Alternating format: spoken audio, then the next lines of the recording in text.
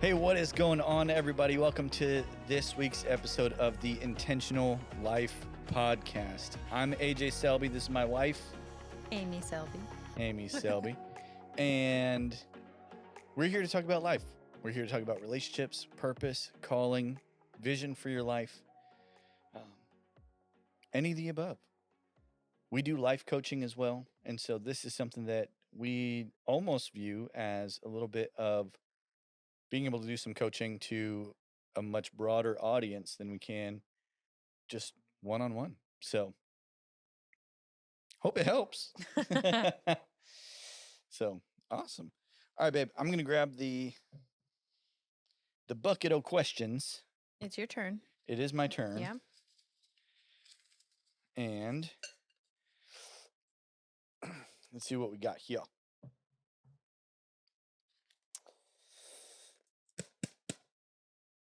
I got the question. And this one actually has a few written on it that are all kind of Similar topic. Okay. Yeah. So it says, too many people my age, young adults, are lost in the sense of not knowing what the future looks like and not sure if we're on the right path. How do you find your callings / gifts?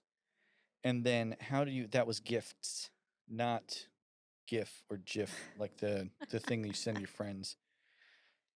And then how do you walk? Clarification is key. How do you walk in your purpose when you aren't sure what your purpose truly is? So, what do you think, baby?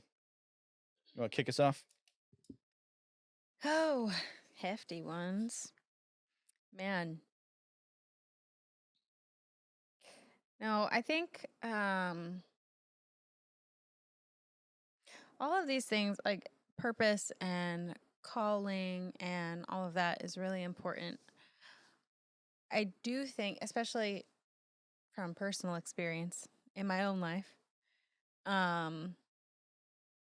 we can get really caught up in like, well, what's the one thing I'm supposed to do in my life? Like, what's the one thing I'm called to? Yep. I think for some of us, there is like a very clear one thing. I think for most of us, that's not the case, to be honest. Just from what again, in my own life, I think also from just what I observe in life, like, and I think also in our own minds or even in our culture, we can kind of intentionally or unintentionally put like a hierarchy of gifts and callings and talents and all these things. And, working at your job, whatever that may be, whatever, your mundane looks like, and just doing it with excellence and honoring the Lord in that is a beautiful purpose. Like, because there's people there that need to see Jesus. There's people there that need to see someone walking with the Lord. But I mean, we also need the people who,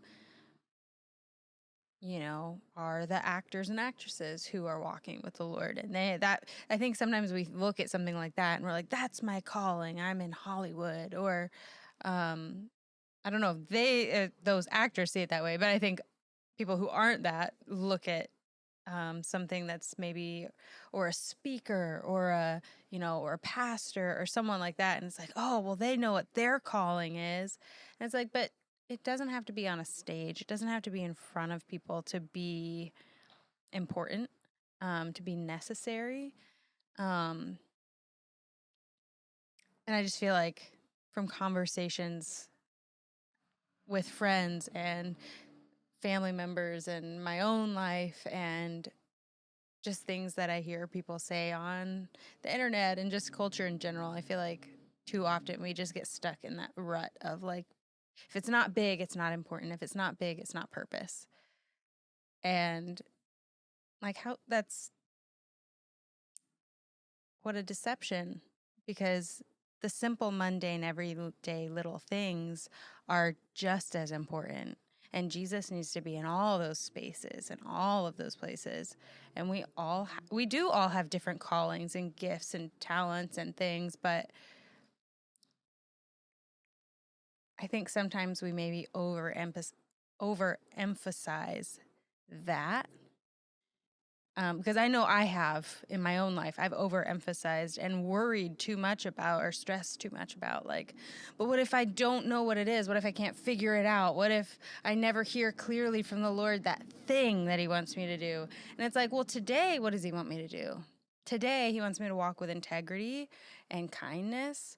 Today, He wants me to have my ear tuned to His voice so that if He's leading me in a certain way or to reach out to someone or, you know, that I'm obedient to that and that I do that. Like that's his purpose for me today. And the quote unquote big things or bigger purpose or whatever, like if we have our ear tuned, like we'll figure that out. But it's the like worrying and stressing about it and the like, but I have to find it. That I don't know. It's well, I don't think we usually find it when we're in that space. Yeah. You know? I think it's hard to gain clarity, and uh, it's hard to find clarity and purpose in the midst of chaos and stress. Mm-hmm.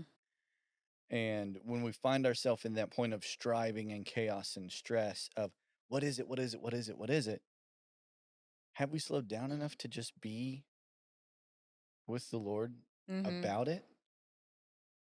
Because if you're constantly searching, then that means that you're not being. Yeah. And sometimes all he's asking is us for all he is asking for us to do is simply be Yeah. with him. And you're talking about um, if your purpose in life is to show up at work and be the best employee that company has, and to share Jesus with those around you, there's nothing wrong with that purpose. Like you were talking about that, and I was reminded of Colossians 3:23, which I pulled up. This one is the Amplified, just because I just like how it expounds on it with this, and which is whatever you do, whatever your task may be, work from the soul that is put in your very best effort as something done for the Lord and not for men. Mm. And it's when we can approach our work, it's not working for our boss. It's not working for the company. It's working for I have this job because it's where the Lord has me at this point in time. It's the door that he opened for me to go and be a light to whoever my coworkers are. And if I can be a light and ambassador for Jesus, and I can do excellence in my work and inspire those around me to do the same, nothing wrong with that. Yeah. That is a great purpose. Yeah. I think also when it comes to purpose, like that's a big word because you take purpose away from something and there's no reason for it to be there. So to feel lost and not know what your purpose is can be a scary idea, a scary thing if you're stuck in that place. Yeah. And it's like, honestly, people who don't know Jesus, I don't know how they do it. But for me, as a believer, as a Christian, if I just step back from the like, I have to figure out the it thing, like the thing, I just step back and go, okay, what's my purpose? My purpose on this earth. And I know like this sounds oversimplified, but like ground level, fundamental, basic, what's your purpose on this earth? To love and be loved by the Lord. Like, he created you because he loves you. He wanted you here. He wanted to show himself to you. Yeah. Have relationship with you. That's enough. And that's hard. Like it feels hard sometimes to live in a culture where it's always the bigger, better next thing, and contentment is difficult in our culture. But to just sit and be content in ground level basics if I never have a quote unquote it thing or figure it out, my purpose, calling, my purpose is that I am created by a God who loves the mess out of me, and he wants to have a relationship with me, and I get to love him back. I get to walk with him every day. Like, that's enough. Yeah, Amy, what you're talking about to me sounds like fundamentally being secure in your identity Yeah. and being created by a loving father. And I mean, these are conversations that you and I have had, Mm. and even like I got to a point because we came to Nashville and had all these words that we felt like we're going to be a part of our purpose and our calling, and part of why we were here in Nashville to begin with. Yeah. And when things weren't lining up and things weren't happening, we had to combat the disappointment of feeling like we had missed it potentially. Yeah.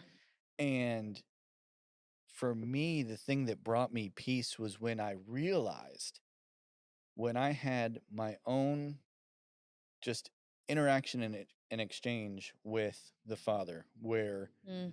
I came to the realization that if I do nothing else in my life but work a job that provides for me and my family,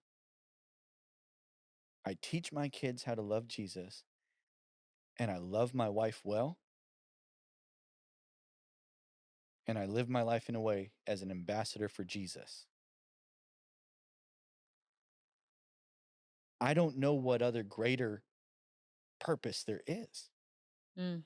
for me to love my wife well, to raise kids that love Jesus. I can't think of a better purpose and calling for my life than that. Yeah. And so, um, being able to step outside of the big and the grand and the thinking that we have to be part of the huge big thing can be difficult, but it's also very helpful when it Yeah. comes down to the identity at the core of I am created by a loving Father. And if I do nothing else but teach other people to love him, that's good enough for me. Yeah. Well, and I'm reminded of like one of the things that, I mean, the Lord's definitely talked to both of us on this, but specifically, you have talked, like, we've had a lot of conversations where you've said, like, the Lord got a hold of you and was like, I don't want you to do stuff for me. I want you to do stuff with me. Yes. That shifts purpose right there and calling, because it's like, it doesn't really matter what it is that you're doing when that heart and mindset is there. When it's just the daily, I'm doing this with Jesus, with Holy Spirit, like, then it doesn't matter what the job title is, you know? And if there's something quote unquote grander for your life, well, as you're faithful in all the little things that you're doing, I mean, Jesus talks about that, right? If you're faithful with little, Yeah. then like the Lord will trust you with more. Mm-hmm. So instead of stressing, and as you just said, like you and I have done that. Yeah. Even like since being in Nashville, feeling like we missed the mark, we can't figure it out. And the Lord does have to remind us, whoa, whoa, whoa, stop. Stop stressing out about this. Like, just be faithful today. Be faithful today, and I'll lead you. Just give me your yes today, and I'll lead you into the things that I want you to do, if it's quote unquote bigger or whatever that looks like.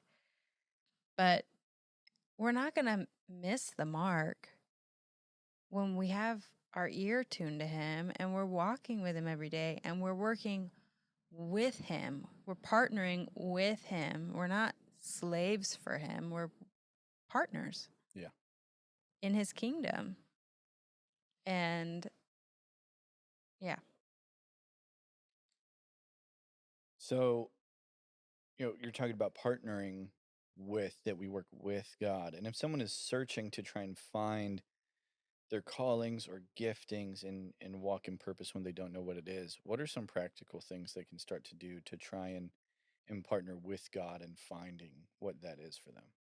Like what their strengths Yeah. and talents and things are. Yeah. I mean, to put like practical feet to that, I mean, there's a million strengths finder tests out there. I mean, you could literally do something like that. Ask people in your life who know you really well, coworkers, family, friends, leaders. Hey, what are things that you see me do well consistently? Like without even trying. I'm good at it. Hmm.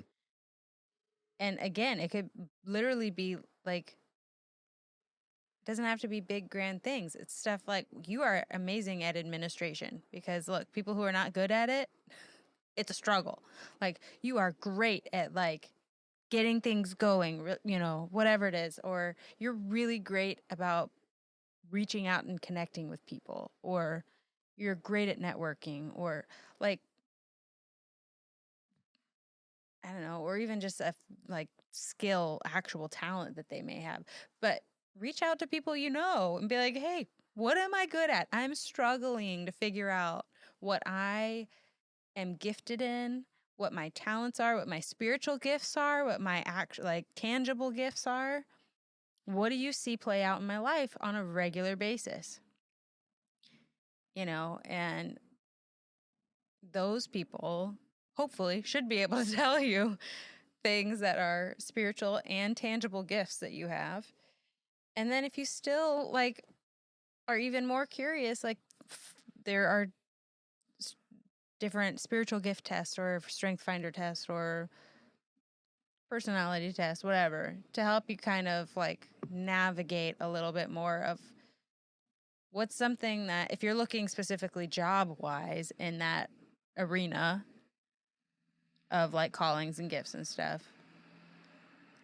that you can take some of those to help you figure out what jobs you might fit into better. And then you can try those out and figure out if it fits or not, if it works well for you or not. And it's okay if it doesn't.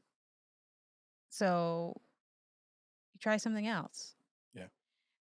And that doesn't mean like flippantly just quitting jobs all the time. Like put in the work and the effort. And then like if it's really not working out, find something else. But and which I think we could probably link below maybe some tests or quizzes that we find helpful. Yeah. Because we have several Yeah.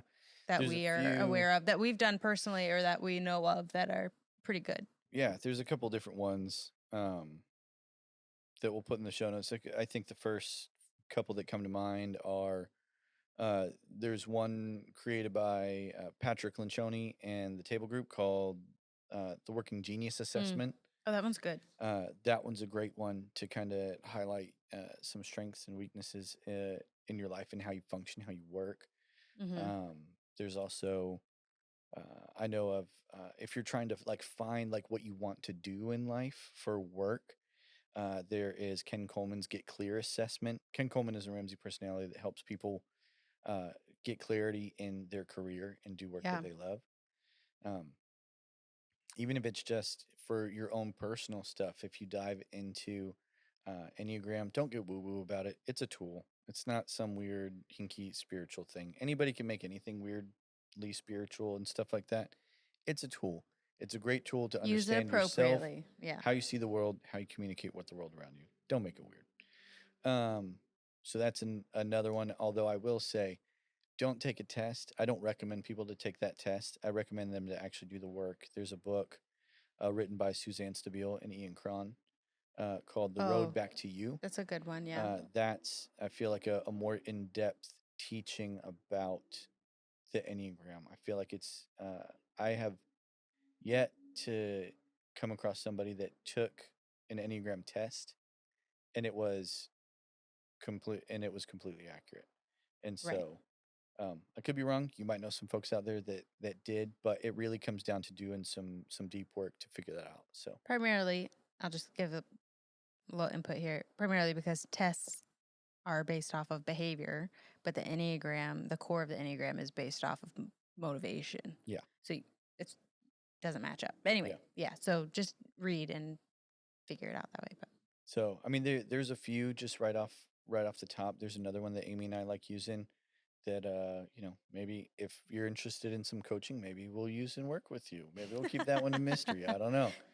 So, anyways, but yeah, I mean, there's just some practical things, and I've had multiple conversations with people before and heard other people talk about how you know they found their purpose while pursuing something they enjoyed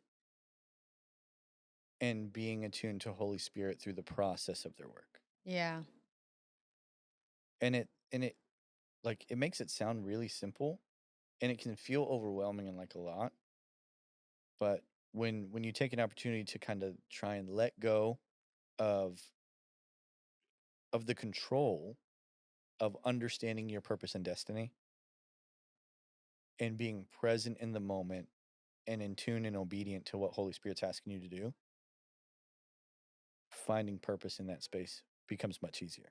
I like it. Right on. Those are great questions. I love those. Yeah. Because, I mean, that's something literally every human on the planet wrestles with, or at least most of us. There might be a few unicorns out there who are like, nah, I'm good. I'm content. I knew what I wanted hope- to do from the age of 4, and here I am 3 decades into my career of doing it. Great. Good for you. Yeah. And I don't mean that sarcastically. I'm genuinely happy for you. Sometimes it's just hard for people that aren't in that boat to hear it. And we're like, Yeah. great, good for you. What the heck am I supposed to do? Yeah. And But it's okay that you don't know. this is true. It's okay not knowing. Little tidbit, which I think you touched on this a little bit earlier because you were talking about us. We'd received words when we moved here, blah, blah, blah. And we were like, not sure if we did the things yet or not, if we're on the right track, on the right path. It's like, when you receive a word, whether it's from your own personal time with the Lord or someone feels like they have a word for you and it has to do with your future or things that you'll be doing in your life or whatever, I'll just encourage you, don't get caught up in that. Give it back to the Lord. You can ask him about it. That's fine.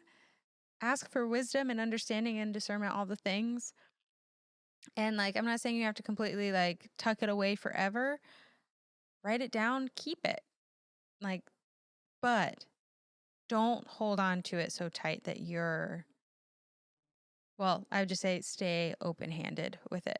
Anytime you get any kind of word, stay open-handed with it, because when we clench our fists around it and we go, okay, but am I on the right track to make this happen? Am I doing the right things? How is this going to look? The Lord gives us words sometimes that are 20 years away. We don't know. He doesn't give us a timeline. And instead of us wasting time stressing about that, stay open-handed and just be like, okay, Lord, whatever you want to do with this. I give you my yes. I don't know what it looks like, but I trust that you'll show me one step at a time. And until then, I'll be faithful now to listen to you and to just walk in my day-to-day until you open a door or you ask me to do something or you lead me in a certain direction. And so I think that's really important, because I personally have gotten so caught up in, but it's not, I don't know how to make this happen. But I don't need to make anything happen. If the Lord's going to lead me in that, I just need to stay faithful to listening to him and being obedient to him in the moment. Yeah, absolutely. Thanks for sharing, babe. Yeah, thank you, babe. Well, Card time? card time. Let's wrap this episode. Okay. Is it So- your turn to draw? I think so. My turn. It really doesn't matter. I mean, really, Doesn't matter. All right. Ooh. What's she gonna pick?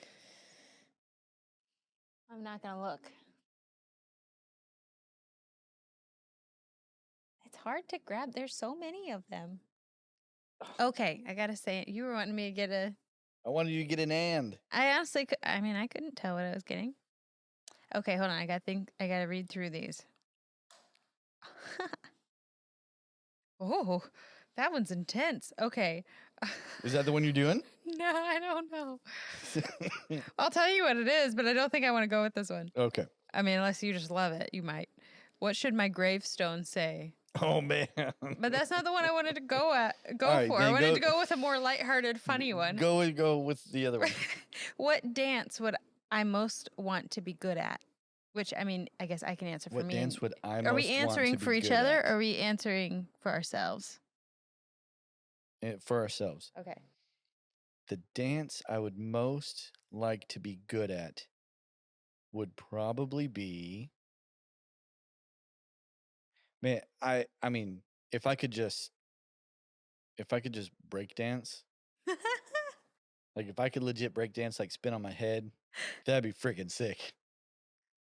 That's hilarious. And I mean, yes, that sounds painful, but How about you? yeah. I don't know why this is I don't even know if this is really true. Like if this is how I actually feel. The first dance that popped in my head, because I used to watch a lot of Dancing with the Stars. I haven't in several years, but it's the quick step. Oh, that's fun. Ballroom dancing, quick step. Because it's so freaking fast and I'm not that coordinated and I'm not that fast. If I could nail that and like do it perfectly, I would feel so accomplished. But I don't really want to learn it at the same time, like in real life. But I'm like, if I could magically just be really good at the quick step, that'd be cool. Nice. That'd be fun. And you don't have to answer this one. I will The answer tango this would one. be fun too. I'm just I saying. will answer the gravestone one. Oh, okay. And this might change over time. But if I were to, well, I won't go that morbid. If I Please had to pick don't be morbid. today what would go on my gravestone was that he loved well, worked hard, and left it all on the field. Yeah. I mean, I'll just say I think you do those things now. But that's what I would want my gravestone. Yeah, to no, say. I'm just saying you I'm do just saying. actually do those things now. So please don't die anytime soon, though. No. All right. Nice end to the podcast Well, episode. Thank you everybody for watching and listening. Be sure to like, subscribe, and share. And seriously, what would your gravestone say? And what dance would you want to be best at? Make sure you follow us. Go fill out that Google form if you're interested in hearing us talk about your questions. Until then, this is the Intentional Life Podcast. I'm AJ. I'm Amy.